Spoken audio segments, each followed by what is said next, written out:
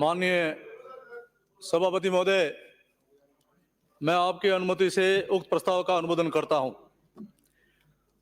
माननीय सभापति महोदय, सबसे पहले तो मैं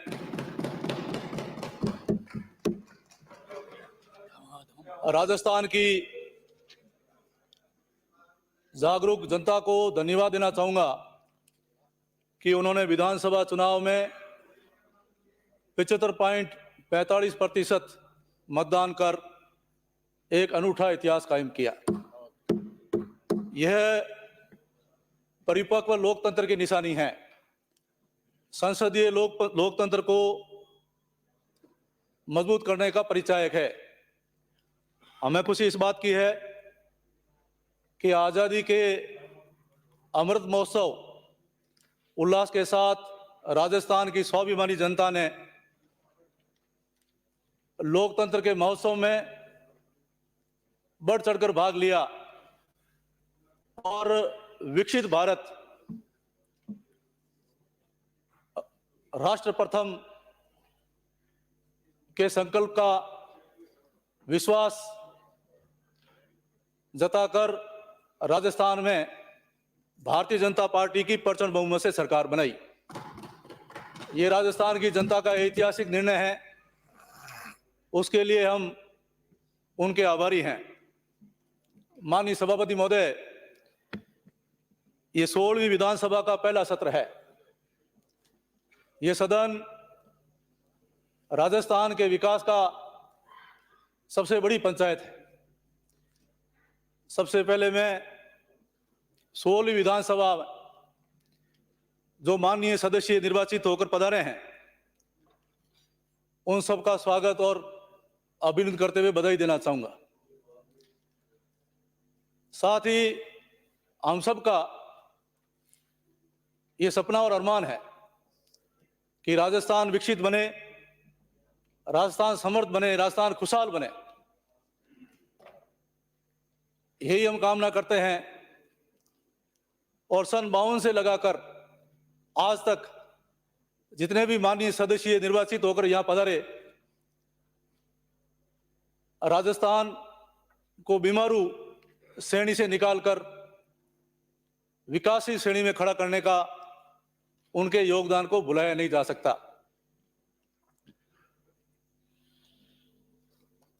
सभापति महोदय, महामहिम राज्यपाल के अभिभाषण पर चर्चा करते हुए हम अपने आप को गौरवान्वित महसूस कर रहे हैं कि आज हमारा हिंदुस्तान 20 ऐसे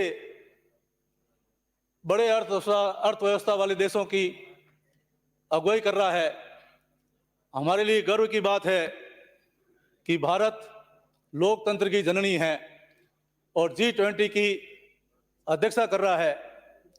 हमारे देश के प्रधानमंत्री, विश्व के सबसे बड़े नेता आदरणीय प्रधानमंत्री नरेंद्र मोदी जी के नेतृत्व में आज हिंदुस्तान 5वीं बड़ी अर्थव्यवस्था वाला देश बन गया है। आपने नजारा देखा होगा कि जब रूस और यूक्रेन का युद्ध हुआ तो हमारे देश के प्रधानमंत्री जी ने 2 टूक शब्दों में चेतावनी दी कि आपके देश में, हमारे देश के 25,600 विद्यार्थी अधीनरत है, वो सकुशल घर लौटने चाहिए।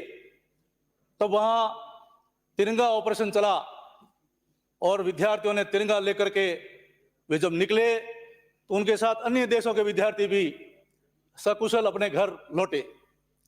आज हमारे देश के प्रधानमंत्री पर बलूचिस्तान, पाक अधिकृत कश्मीर देशों के लोग भी भरोसा और विश्वास करते हैं और फिर से हिंदुस्तान में शामिल होना चाहते हैं।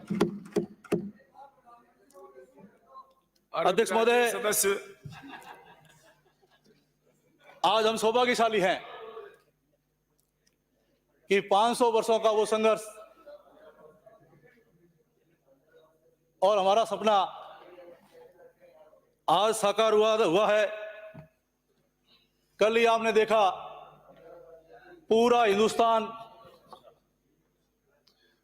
पूरा विश्व राममय था, भाव विभोर था। और कल हमारे मर्यादा पुरुषोत्तम प्रभु श्री राम अपने घर पे विराजे। अयोध्या पधारे। माननीय सदस्य, अरे भाई, माननीय विराजम सदस्य। 500 वर्षों के हमारे पूर्वज माननीय सदस्य एवं राष्ट्रीय स्वयंसेवक संघ, विश्व हिंदू परिषद, बजरंग दल जैसे कई संगठनों का संघर्ष कामयाब हुआ। प्रभु श्री राम ने मंदिर निर्माण के लिए हमारे देश के प्रधानमंत्री आदरणीय नरेंद्र मोदी जी को इसके लिए निमित्त और माध्यम बनाया। कांग्रेस पार्टी ने तो हमेशा भारतीय जनता पार्टी पर आरोप लगाए और कहते थे कि रामलला हम आएंगे, मंदिर वहीं बनाएंगे, लेकिन तारीख नहीं बताएंगे। लेकिन हमारे देश के यशस्वी प्रधानमंत्री आदरणीय नरेंद्र मोदी जी 5 अगस्त 2020 को, शांति से सुने माननीय सदस्य, आपका अवसर आएगा जब नहीं बोलेंगे क्या? विराजो विराजो विराजो विराजो माननीय सदस्य। श्रवण जी, आप हमारे मित्र हो, विराजो। आप विराजिए, आप विराजो विराजो विराजो। माननीय सदस्य, आप हमारे माननीय सदस्य, आप विराजिए, आप विराजे, आप विराजिए। माननीय सदस्य, माननीय सदस्य, माननीय सदस्य, आप विराजो, आप विराजे प्लीज। राम जी का नाम लेने से क्यों उछल रहे हो? राक्षसों को तकलीफ। विराजे मंत्री महोदय। हमारे अरे माननीय सदस्य, ये राजस्थान की विधानसभा, माननीय सदस्य, माननीय सदस्य, अरे आप कहाँ खड़े हुए माननीय सदस्य? राजस्थान की विधानसभा में उसकी मर्यादाओं का पालन करें।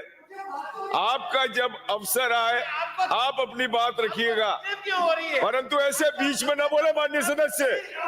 माननीय सदस्य, विराजिए, आप विराजिए। आसन पैरों पे होता है तब विराजते हैं माननीय सदस्य। माननीय सभापति महोदय, हमारे देश के प्रधानमंत्री 5 अगस्त 2020 को अयोध्या पधारे और राम जी के मंदिर के लिए भूमि पूजन कर वहां आधारशिला रखी और उसी दिन ये घोषणा कर दी थी कि 22 जनवरी 2024 को मोदी जी फिर से आएंगे, मंदिर का निर्माण पूरा होगा और वहां राम जी की प्राण प्रतिष्ठा होगी। और जो उन्होंने तारीख बताई, उस कथनी और करनी में कोई अंतर नहीं था। आज मैं कह सकता हूं कि पूरा देश राम विभोर हो गया। विराजे माननीय सदस्य। सनातन धर्म प्लीज और संस्कृति की जीत हुई। कांग्रेस की अगुवाई की यूपीए सरकार ने सर्वोच्च न्यायालय में हलफनामा दिया कि राम का चरित्र और राम द्वारा जो सेतु बनाया गया वो काल्पनिक है। अब राम जी के मंदिर का जब कांग्रेस के शीर्ष नेताओं को निमंत्रण दिया जाता है तो उसको भी ठुकरा दिया जाता है। जब पूरे राम भक्त गदगद हो रहे हैं, कल आपने देखा पूरे हिंदुस्तान में और कई विश्व में भी एक दूसरी दीपावली मनाई गई। आपके परिवार में भी दीपावली मनाई गई, लेकिन उस बात को आप स्वीकार नहीं कर रहे हो। निमंत्रण ठुकराना ये उचित नहीं है। अब हमारे प्रभु श्री राम अयोध्या में विराजमान हो गए। आप सबको सद्बुद्धि देंगे और राम राज्य आएगा, सुशासन आएगा, सूराज आएगा और राम जी की कृपा से सब काम होगा। अभी अजमेर दक्षिण से आने वाले माननीय सदस्य कह रहे थे कि कांग्रेस ने हमेशा भारतीय जनता पार्टी पर सांप्रदायिक होने का आरोप लगाया है, लेकिन पिछले 5 साल में जिस प्रकार से कांग्रेस में अंतर्कलह थी, खींचतान थी, कांग्रेस की गाड़ी पटरी पर नहीं चली और जोधपुर, भीलवाड़ा, बांसवाड़ा, उदयपुर यहां पर सांप्रदायिक दंगे हुए, जनता भयभीत हुई और अपने आप को असुरक्षित महसूस किया। मेरे विधानसभा क्षेत्र सेगड़ में भी हृदय विदारक बहुत बड़ी गैस त्रासदी हुई, उसमें 35 लोग काल कलवित हुए और 35 घायल हुए। उस तरफ तो लाशें जल रही थी, धुआं उठ रहा था और कांग्रेस के नेता अपने शीर्ष नेता को खुश करने के लिए अल्बर्ट हॉल में सांस्कृतिक संध्या करके और ताली बजा रहे थे।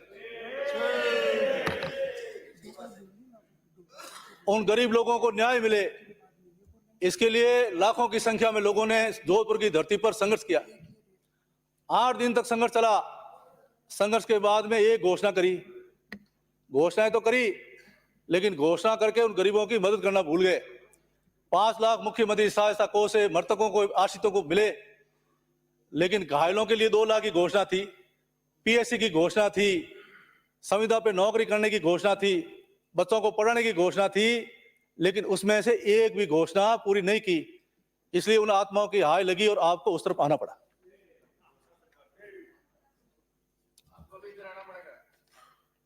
अब नहीं, अभी 5 साल तो रुको। अध्यक्ष महोदय, कभी नहीं आऊंगे। सभापति महोदय, इसके अलावा कांग्रेस पार्टी ने अपने जन घोषणा पत्र के प्रश्न संख्या 15 के पैरा 10 मई व 17 जनवरी 2019 को महामहिम राज्यपाल महोदय के अभिभाषण में यह कहा कि सरकारी महकमे, अर्ध सरकारी संस्थाओं, सरकारी विश्वविद्यालयों, उपक्रमों में 3,60,000 संविदा कर्मियों को नियमितीकरण, सरकारी कर्मचारी के अनुरूप वेतन भत्ते, उपलब्धियां, पेंशन हम देंगे। 5 साल के कांग्रेस शासन काल में संविदा कर्मियों के साथ धोखा किया, उन्हें नियमित नहीं किया। इसका जवाब जब आप अभिभाषण पर देंगे तो जरूर देना। अध्यक्ष महोदय, हमारे विश्व के सबसे बड़ा नेता आदरणीय नरेंद्र मोदी जी के आह्वान पर राजस्थान की स्वाभिमानी जनता ने विश्वास किया और उनके द्वारा दी गई गारंटी पर भरोसा किया। राजस्थान में भारतीय जनता पार्टी की परचून बहुमत से सरकार बनाई और अब ये डबल इंजन की सरकार बनी है। जनता के इस विवेकपूर्ण ऐतिहासिक निर्णय की मैं सराहना करता हूं। सभापति महोदय, हमारे देश के प्रधानमंत्री आदरणीय नरेंद्र मोदी जी एक गरीब परिवार में जन्मे। उनके माताजी दूसरे घरों में जाकर मजदूरी करके परिवार का पालन पोषण करते थे। थोड़े से बड़े हुए तो उनके हाथ में चाय की केतली पकड़ा कर रेलवे स्टेशन पर चाय बेचकर घर चलाने को कहा गया। वो गरीब माँ के बेटे, वो चाय बेचने वाले गरीब माँ के बेटे आज देश के प्रधानमंत्री बने। वो जानते हैं, प्लीज उसी पे बोल, वो जानते हैं, सदस्य, वो जानते हैं, प्लीज माननीय सदस्य, वो जानते हैं कि गरीब की पीड़ा क्या होती है, गरीब की परेशानी क्या होती है। विराजन साहब विराजे, माननीय सदस्य, परेशानी क्या होती है। विराजे साहब विराजे, प्लीज माननीय सदस्य विराजे, आप विराजे, आप विराजिए साहब, आप विराजिए, आप विराजिए। माननीय सदस्य, आपका अवसर है तब आप बोलिएगा। विराजिए प्लीज, प्लीज विराजिए, आप विराजिए, आप बोलने दीजिए। जब आपका अवसर आए आप बोलिएगा। विराजिए, विराजिए, माननीय सदस्य विराजिए, बोलिए। सदस्य माननीय साहब बोलिए आप।